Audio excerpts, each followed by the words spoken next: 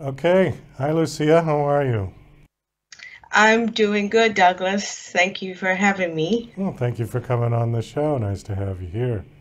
So, we're going to be talking about your book. Your book is called Our Miracle Baby Dare to Believe. Is that right? That is correct. Okay. Before we get to your book, though, give us a little bit of your backstory so people kind of introduce yourself and tell us a little about yourself first, and then we'll get to your book. Well, my name is Lucia and I'm married. Like I actually said at the back of the book, I'm married, no pets for now. And and I'm pushing, well, I've passed 40 now. I'm pushing 41. And my husband and I have been trying for children, and we're still trying.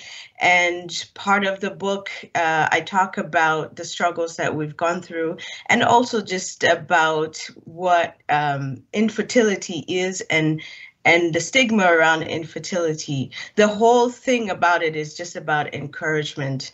I'm also a medical professional, so I am a physician assistant as well as a registered dietitian. I bring in the medical aspect of things in there. But above all, I love music and I love to laugh at myself for the most part. Well, I think that's a very healthy attitude. It says that you live in Ontario, Canada, correct? This is correct, Okay, yes. near Toronto? Yes, so I'm in the GTA, Brampton to be specific. Okay. There's an African connection. Are your parents from Africa? Yes, both of them are, and I was born in West Africa, Sierra Leone, and then I relocated when I was ready to go to university. You came to Canada to go to university? Well, actually, I went to university. My first degree is from United States because I have relatives in the States. So I went to Minnesota, Mankato, Minnesota University. That's where I got my first degree, and then later on I relocated and got my other degrees here in Canada. So the book, this is your first book, the first published book, yeah? Yes, this is my first published book. Okay, why did you feel compelled to write this book? And the reason I ask is because it says writing a book was never in her box of dreams. So you didn't really think that you would ever write a book in your life, right? That's correct. I do a lot of other things, but writing, I never found it very enjoyable in as much as I'm an avid reader. Actually, I have a few cousins that thought I was going to be a writer because I read so much. But I was compelled to write it because I think it's one of the reasons you can get to someone, especially more than just one individual. You can touch more than one individual at a time. And it's one of the topics that sometimes you're not sure how do you approach it. But if an individual has the book, then they can read about it and they relate to it, or even if they may have had the same concerns or the same struggles or the same emotions, and they pick up a book and like, wow, I feel this way, I agree with this individual. Whereas a conversation is good in one-on-one, but there's so much you can go on unless you are buddies. The book specifically deals with infertility, is that right? It's in three parts, but it's generated from infertility, yes. So it deals with infertility and also about the about faith. So just encouraging people of faith that don't lose faith, as well as encouraging people who are going through infertility that there is absolutely nothing wrong if you have to go through fertility treatment. You mentioned something in here about being stigmatized or a taboo. Is this particular to African culture? I don't, not quite. It is prevalent, yes, because of a number of things, but I think it's more widely spoken of in Western culture. Um, everywhere, but at the same time, there's a part of the book where I write when I'm going to the fertility clinic, there's all races there, and no one even wants to talk to anyone. So there was Caucasians, there's Black, there's Asians, everyone. But so it's widely better spoken of in a Western culture and less so in African slash Black culture, but I think it's everywhere. Is the taboo, where is that coming from? Is it coming from religious beliefs? I think it's two parts. Yes, the religious beliefs, the faith that God will provide and will cause you to be fruitful. And also because we are mothers, so Mother's Day is coming up. And when you are not there you don't have the kids, then people feel a certain way. They might feel pity, or they just might feel sad that I don't have kids, or others will feel the same for you. So I think it's multifactorial, really. Is this something you're going through personally? I did, which is why I ended up writing the book, because I'm not that type of individual. I'm more straightforward, analytical, I'm not as emotional. And so when this started happening, I thought, oh, I could feel this way as well.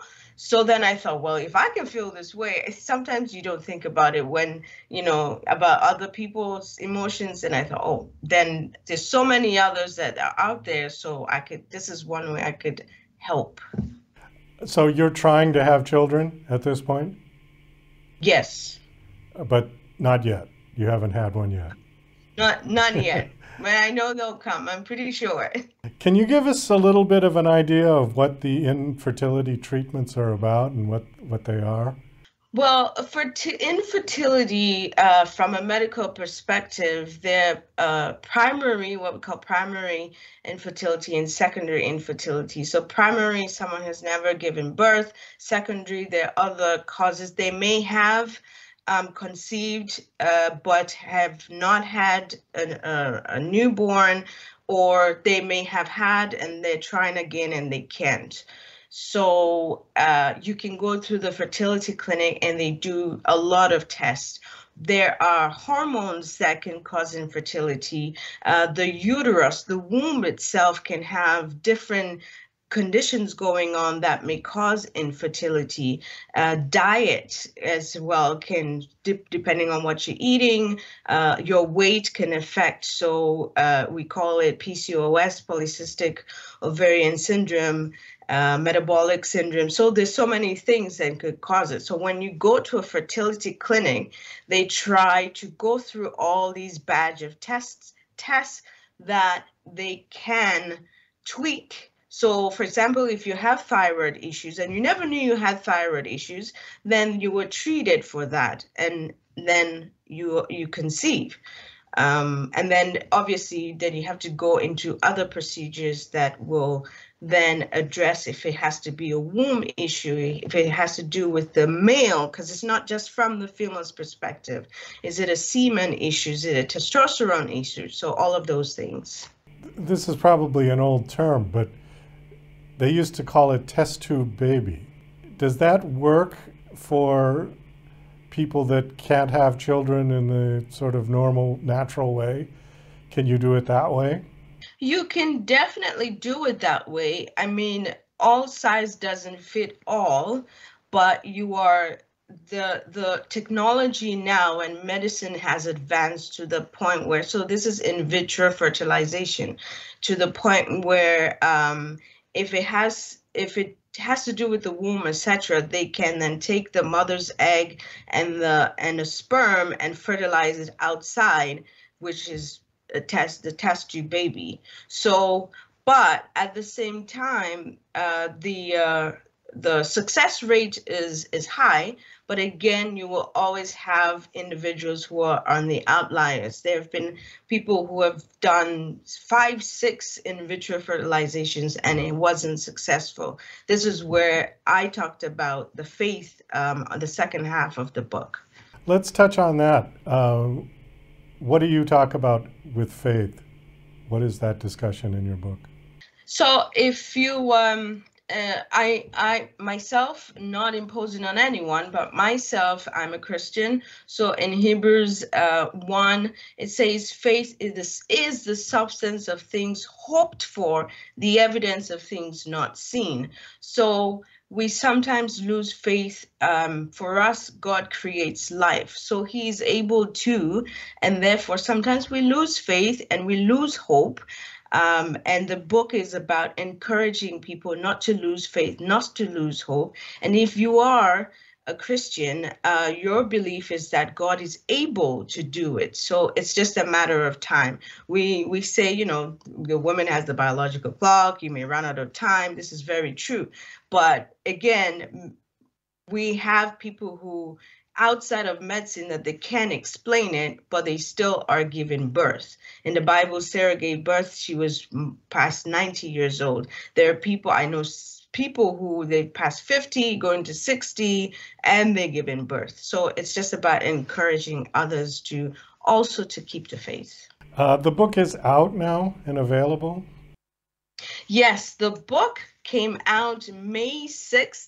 2022. I remember because I wanted it to come out right just before my 40th birthday last year. So it is out. It is available on any Amazon. It is available on Barnes and Nobles for those who are in the United States. It is available as Amazon Kindle as well as iBooks. Okay. What kind of reviews are you getting on the book? I'm getting all kinds of reviews. I have males who have read the book, females who have read the book, people, females who have said, oh, wow, you know, I can relate to this, because it's not just about, yes, waiting for children. We all want something, it's a better job, better house. And so it's just about an encouragement to keep pushing beyond just children and to live life without just putting everything on hold. So I have males who are also relating to the male part of the emotional side of things. Because, you know, males aren't always emotional, because I talked about some things about my husband in the book.